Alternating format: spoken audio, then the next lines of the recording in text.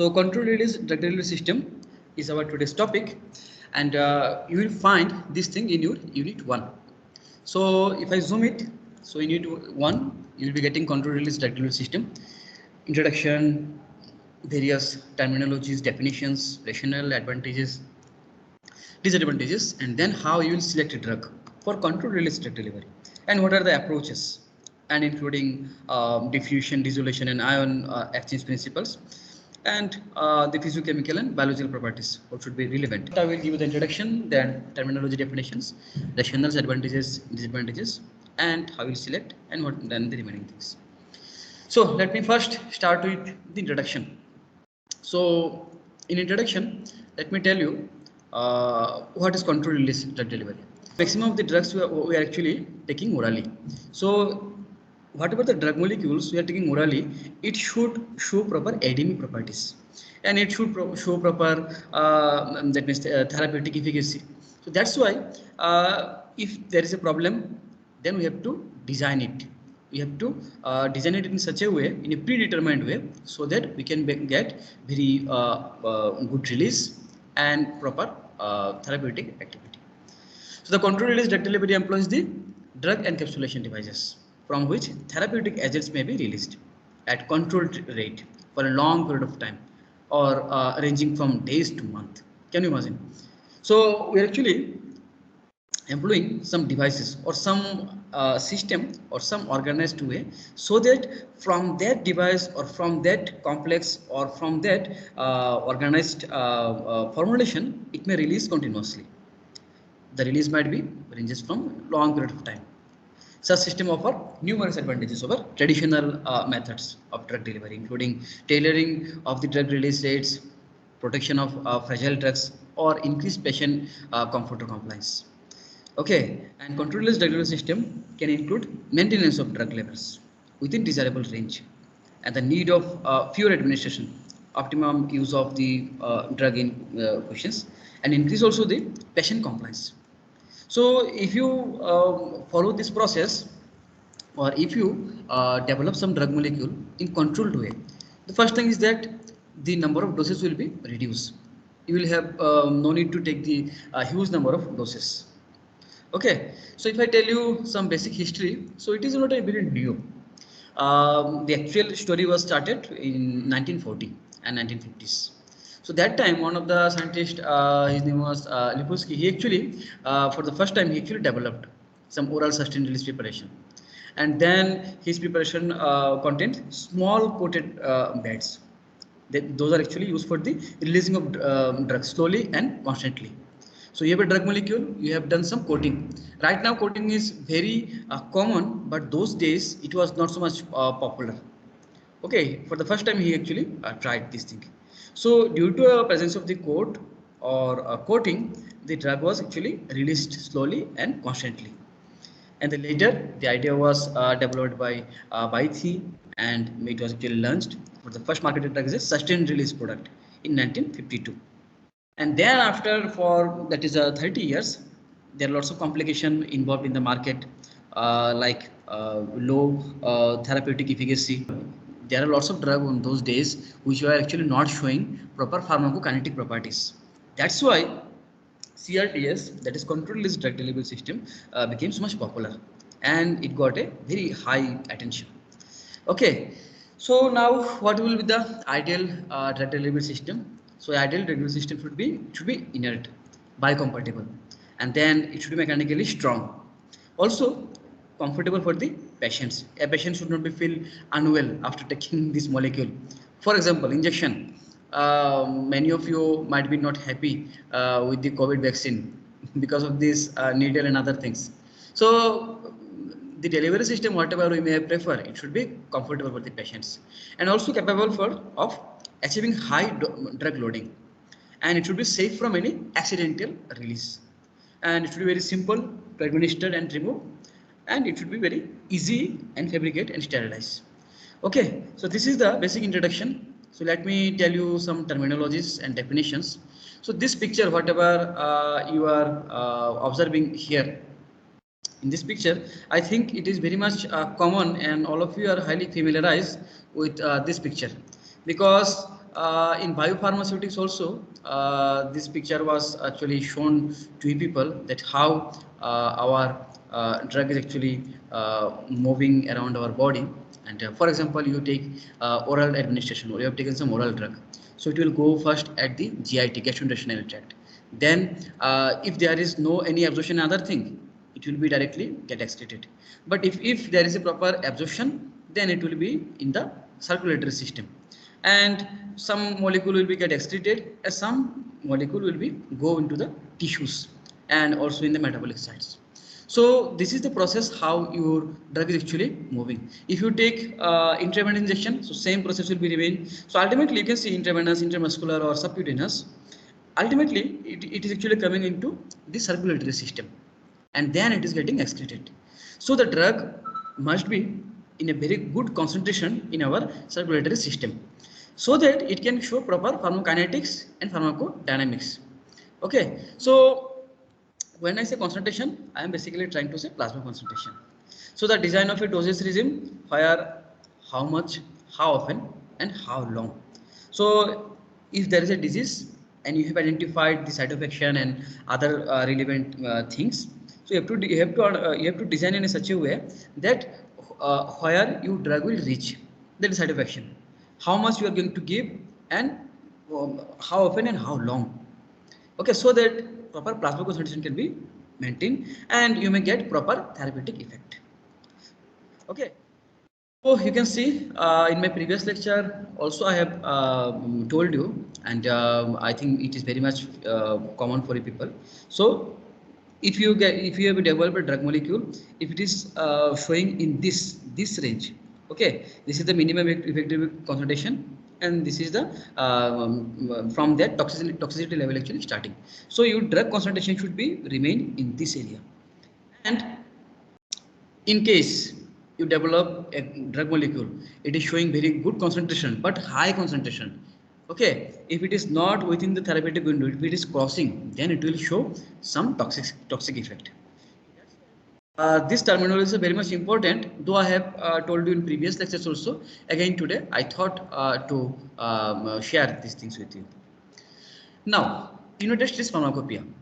They have defined about the modified release dosage form as the one of which drug release characteristics of time course and or location are chosen to accomplish the therapeutic and convenience objectives not offered by conventional dosage forms such as solution ointment or promptly dissolving dosage form. Okay, so USP, that is United States Pharmacopoeia, they actually try to give a proper definition of our understanding whatever we're actually learning. So one of the class of modified release is actually extended release dosage form, and it is defined as the one that follow at least twofold reduction in dosing frequency or significant increase in the patient compliance or therapeutic performance when compared with the presented as a conventional dosage form. Okay, extended release means extended here. What I have tried to tell you. See, extended release. For example, the previous one and this one, both the in both the cases you have same drug molecule, but you have the dosage form or the formulation you have developed. This is different. So here you can see long release, and here the release actually getting reduced. So that thing USP actually trying to tell you. But another thing I like to tell you, that control release, prolonged release, sustained release, and long-acting release. These words are actually synonymously used as an extended release. Okay, so in future you will be able to see there are lots of molecules, lots of terminologies, similar kinds of word. Okay, you should not be confused between the sustained release and controlled release or prolonged release or extended release. Synonymously we are actually using. Now, after learning that thing, let me also tell you. So, in controlled release drug delivery, we deliver the drug molecule at a predetermined time. We will determine before making the formulation or before giving the actually everything actually determined that yes, this will be the rate of drug release.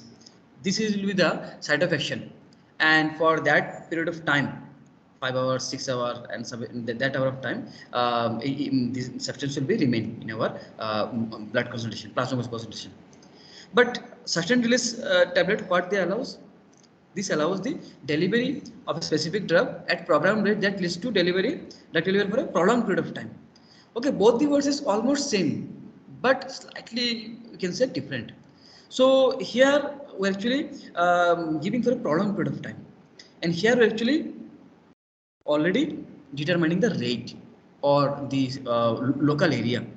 Okay, and that is in specifically for prolonged release products, they release the active ingredient slowly and work for a longer time. It is a dose of the medication over a extended period of time. There are some drug molecules. You might have seen that patients will have to take the drug molecule for a long, that is time. Okay, for 3 months, for 6 months.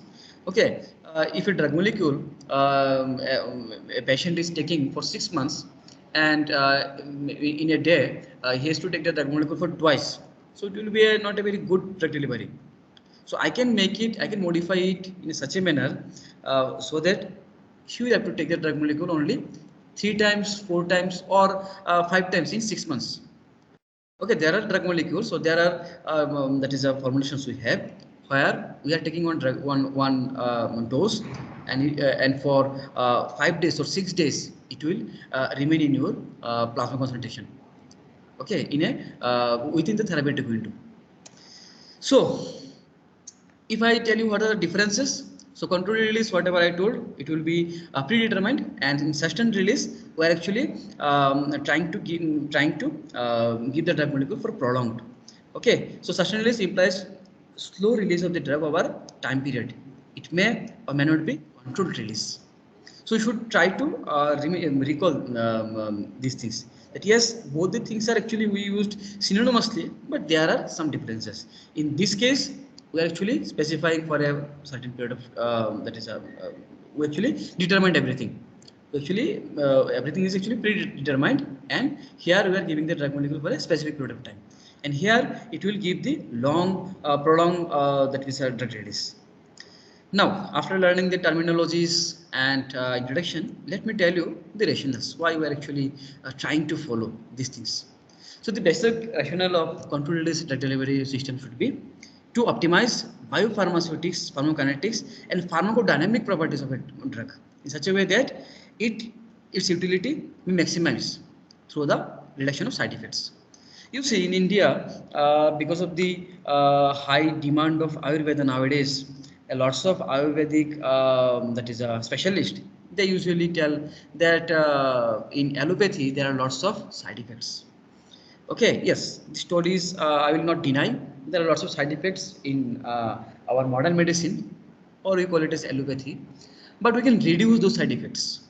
We can minimize those side effects by using controlled release or sustained release or delayed release. So this should be a one objective, or one that is our goal when we design such delivery. And also it should be cure or controlled release condition in the shortest possible time by using the smallest quantity of drug, and it should be administered by the most suitable route, means orally.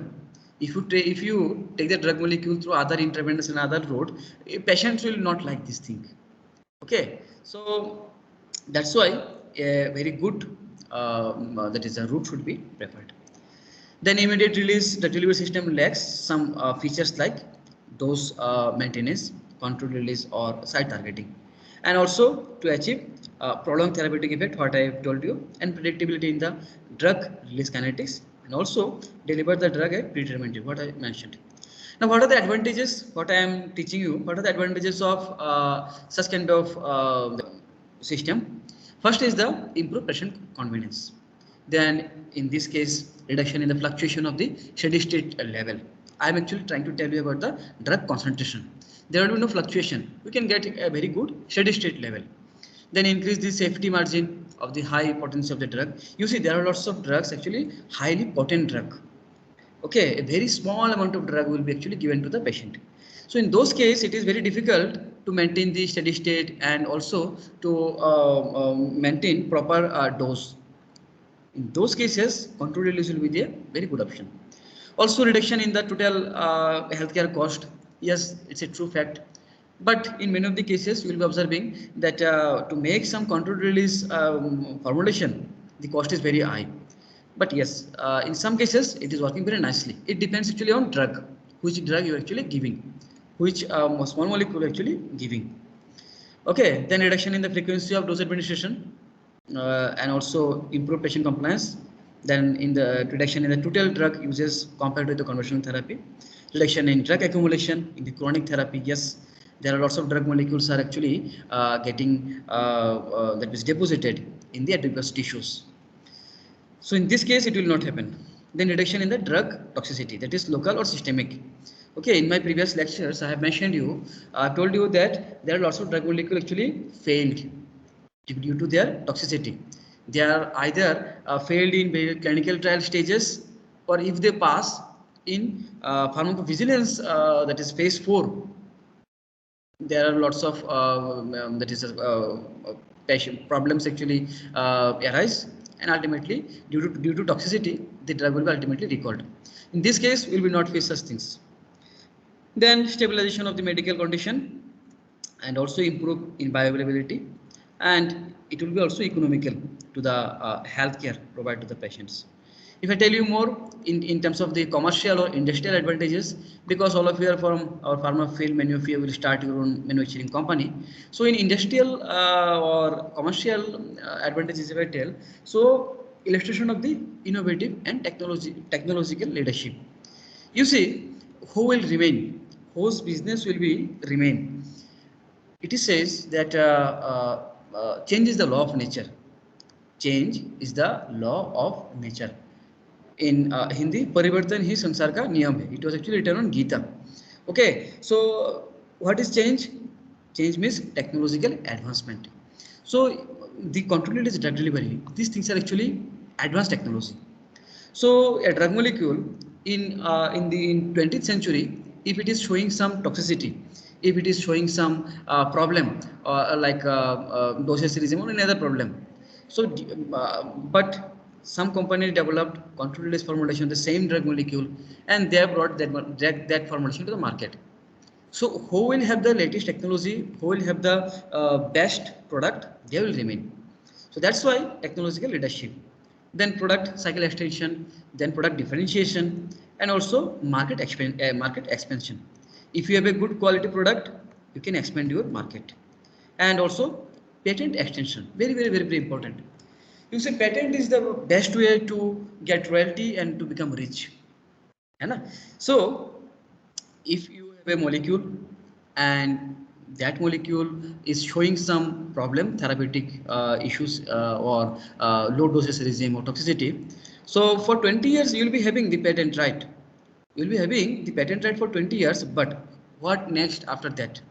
What next? So if you make some formulation with the same molecule and it is showing less toxicity, so you will be getting patent right for next 20 years also. Okay, the previous one will be taken by other, but the new formulation, whatever you have developed, you will be getting patent right for that one also. So these are the advantages. Now everything has some disadvantages. So let me tell you one by one what are the disadvantages of controlled release. So one of the problem is that decreased systemic availability. Yes, that's true. In many of the cases, you'll be observing that it will be working on the localized area. Okay, in the entire systematic area, it will be not work. Then poor in vitro in vivo correlation. So during the development phase, you have to do clinical trial. Before clinical trial, you have to do some preclinical studies. In preclinical studies, you have to check the drugs pharmacokinetic activity on rat and also in the in vitro in lab. And after doing in vitro in vivo, what do? We actually do some correlation, in vitro in vivo correlation. For controlled release, there are chances or there is a issue with the in vitro in vivo correlation, IVIVC. And in some of the cases, if you use the gold nanoparticle, silver nanoparticle, in of the cases, in case of nanoparticle, there are evidences that it is showing toxicity, but not in all cases. These are a few examples. Retrieval of drug is very difficult in case of toxicity, poisoning, or hypersensitivity reaction. Then possible toxicity of the biocompatibility. the material which are actually used. So as a excipients, whatever the molecule you are going to add, if it is not biocompatible, then again there will be issue of toxicity. Undesirable byproduct of degradation. Yes. So your drug molecule, it will go to the systemic circulation, it will mix with something else, and it will, there are chances the off-target binding. Okay, in the actual drug discovery, you have identified such a molecule which is not showing any kind of off-target binding, but you have added the excipients and you have added the polymers, and after that you have made some controlled release formulation. Now there are lots of new molecules, so there are chances of the byproduct or off-target binding. So if any surgery are actually required to implants or to remove the system, it will be very difficult. The chances of patient discomfort from the delivery device. See, that's why I have mentioned that you should try to deliver the drug molecule orally. If you are not able to give orally, or if you prefer other delivery system, it will be a discomfort for the patients. Higher cost of control release system compared to the traditional formulation. And there are other also delayed in onset of action. Yes, some of cases, not in all cases. In some cases, the onset of action will be slightly delayed because it has to be that is properly get absorbed by your intestine, and it has to be crossed the stomach and other that is areas, and it has to be come into the proper condition so that the absorption will start. Possibility of dose dumping in case of the poor formulation strategy, and increased potential for the first pass metabolism, and greater dependency of the GI residence time of dosage form, because we are taking the drug orally. So that's why in gastrointestinal tract it will be remain, and possibility of the less accurate dose adjustment in some cases, because it will be, people are new in this area, and cost per unit dose is going to higher when compared to the conventional dose, because we are adding polymer, and if you make some gold nanoparticle, other nanoparticle, whatever the gold and other things we are actually adding, that cost will be also added here. And yes, not all drugs are actually suitable for the formulating the ear or extended release dosage form. Okay, so these are some disadvantages, but you should not be feel very much upset, or you should not be get demoralized, because in all the cases we cannot use the controlled release drug delivery. So selection of the drug, how you can select the drug molecule. To tell you the selection of the drug, you have to follow the biopharmaceutical or biopharmaceutics based characteristics. What are these things? Molecular weight should be less than 1000 Dalton. Solubility should be more than 0.1 microliter to and that is for pH 1 to 7.8. That is in acidic, in stomach, or in overall our ingestion other area, it should be properly soluble. pKa should be that is for non-ionized moiety, it should be more than 0.1. Apparent partition coefficient, it should be high. Absorption mechanism should be by diffusion, and general absorptibility all the for the GI segments, means in our gastrointestinal tract all the things will be get absorbed. Release, it should be not influenced by pH or enzyme. If any enzyme may influence its release, then there will be some issues. And also there are some other parameters, like for example its half-life. It should be between 2 to 6 hours. Elimination rate constant, whatever the required based on our delivery or based on our disease, it should be fit, that is required for the design. Total clearance, dose dependent, and intrinsic absorb rate, it should be greater than the release rate. Okay, and apparent volume distribution, so VD effect the required amount of the rate, and absolute viability should be that is a 75% or more, and steady state concentration, that is CSS, lower that is CSS, steady state concentration, and smaller volume of distribution.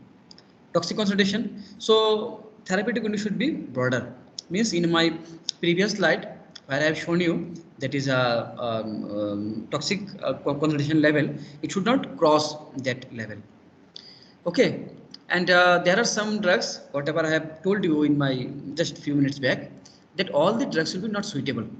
Okay, so those drugs molecule which are generally not suitable for such kind of dosage form.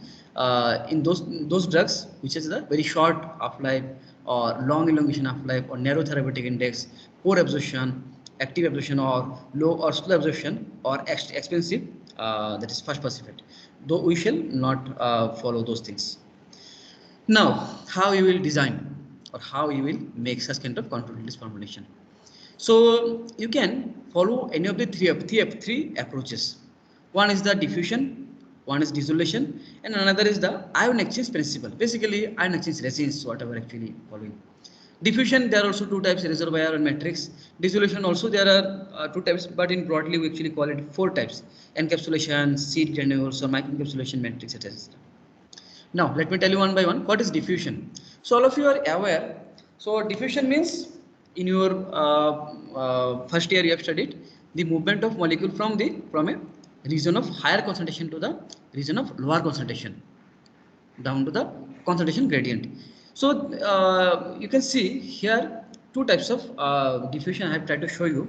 This is actually associated with the transport, active transport, passive transport. In passive transport, there are two types: diffusion and facilitated diffusion. You can see here the concentration is low, here the concentration is very high, so the molecule is actually moving. Okay, here we are actually given one facility, one organized system. So from high concentration to low concentration, our molecules are actually moving. What is this? This is some membrane. So the diffusion is an essential mechanism for drug dispersion throughout our biological system. So you are very much aware about the diffusion. Now let me tell you how diffusion system actually working. So I told you there are two way. Either you can make drug reservoir or drug and matrix. Okay. So the cross sign based molecules are observing. This is actually dissolved drug molecule, and the dotted are actually the non-dissolved drugs. These are actually some excipients we can say. So here we have added some polymer and other things, and drug is actually present here. So in reservoir system, this is like a reservoir, like water reservoir, you are aware. So in water reservoir, at the middle there is water. In drug reservoir, at the middle, this is our drug. So this is the time 0, time 1, and time 2. You can see with passing of time, the cross, that is drugs, is actually getting released. You can see maximum of the drugs actually getting released. Okay, so in both of the cases you can see. Let me tell you more detail. So in reservoir diffusion system, your drug will be remain here, and one polymer membrane will be cover it.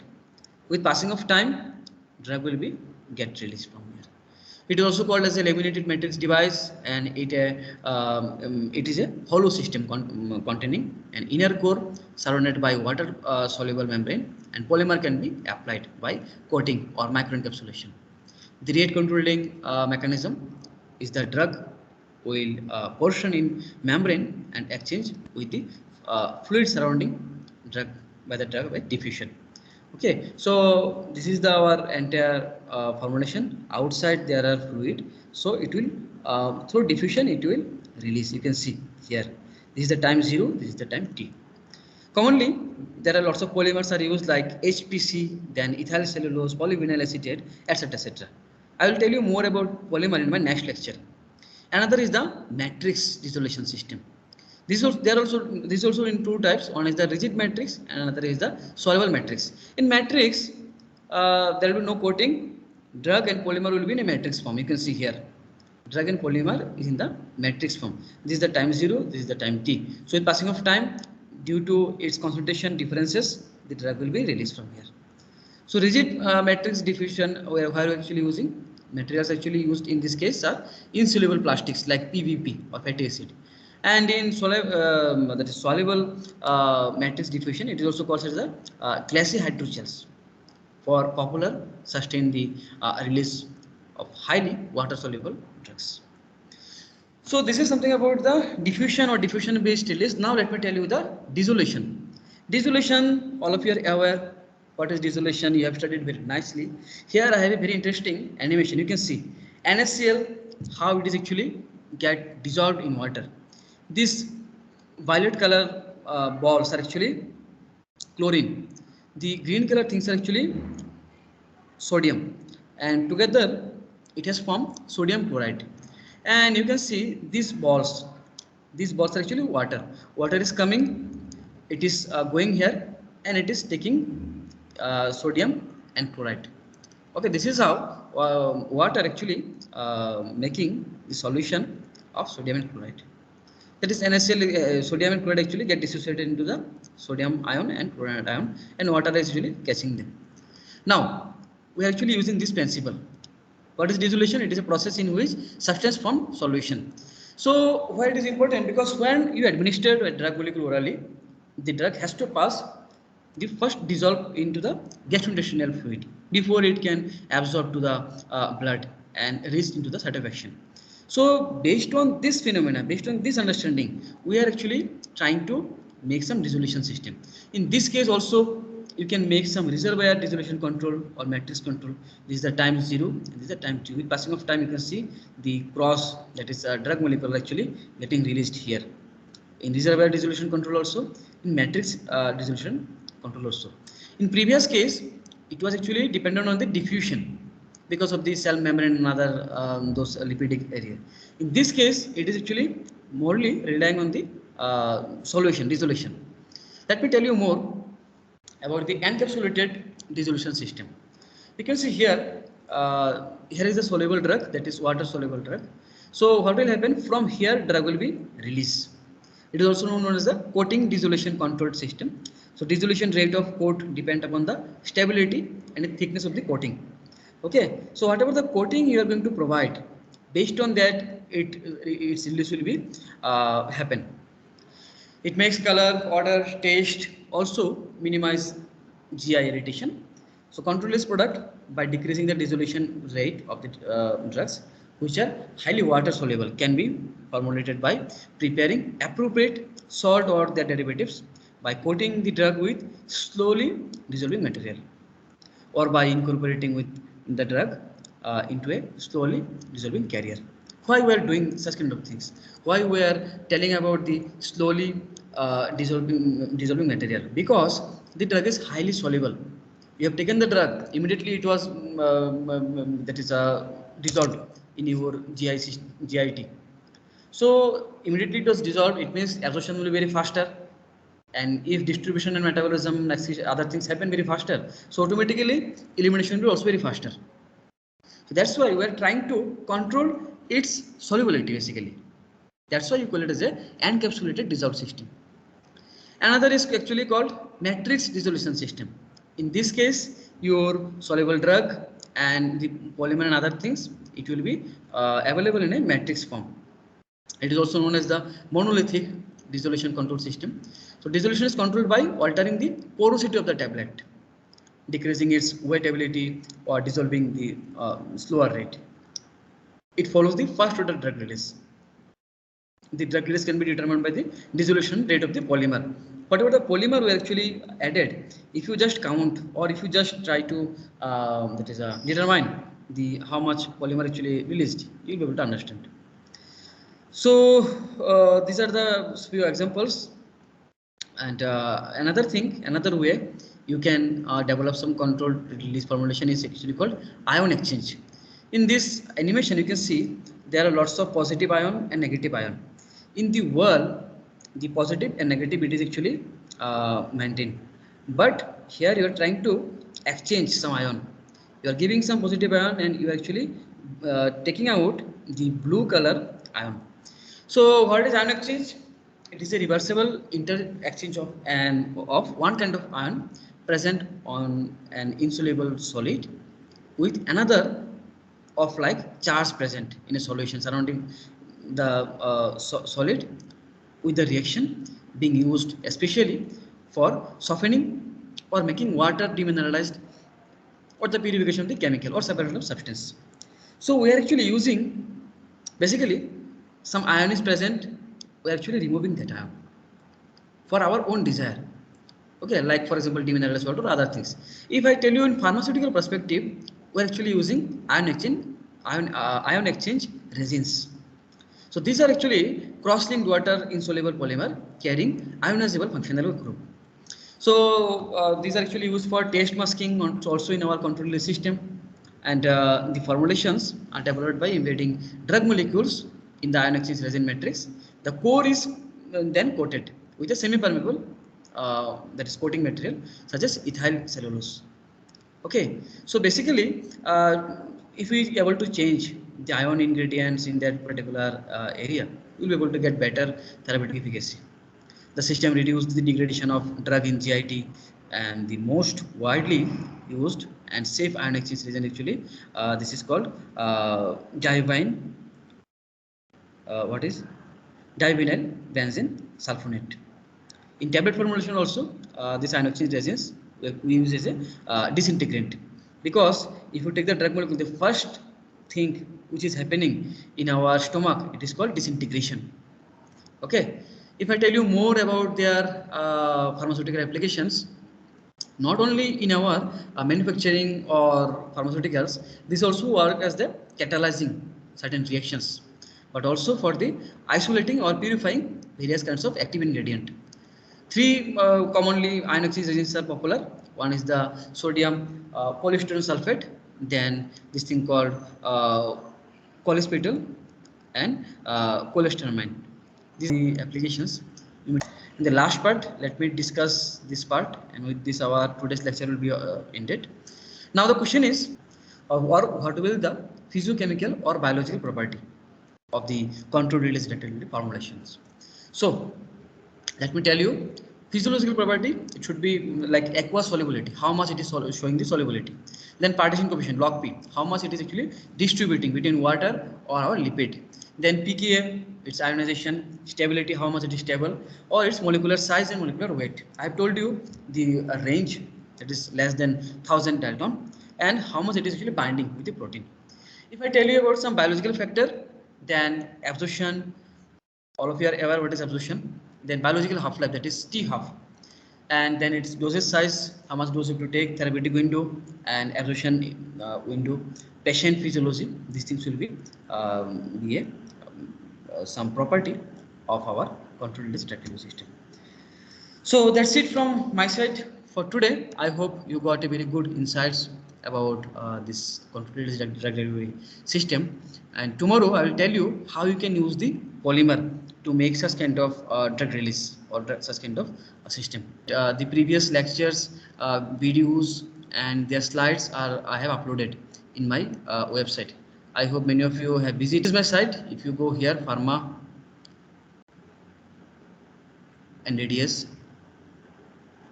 Here is our unit. This part, introduction to NDDS, I have completed. So whatever the lectures I have taken, so all the videos I have added here. You may just play and you may just listen. And this is the first lecture, this is the second one. And here is the slides are also I have made available for you people. You can make full screen and you can see all these slides I have added here. Whatever the discussion I have done today, that thing also I will upload here. Here was another lecture I have taken on only on the syllabus, where I have summarized the entire syllabus. Okay, you may visit and you may read. And okay, so thank you all of you for listening to this lecture. We may meet in next lecture. If you have any question, you are welcome.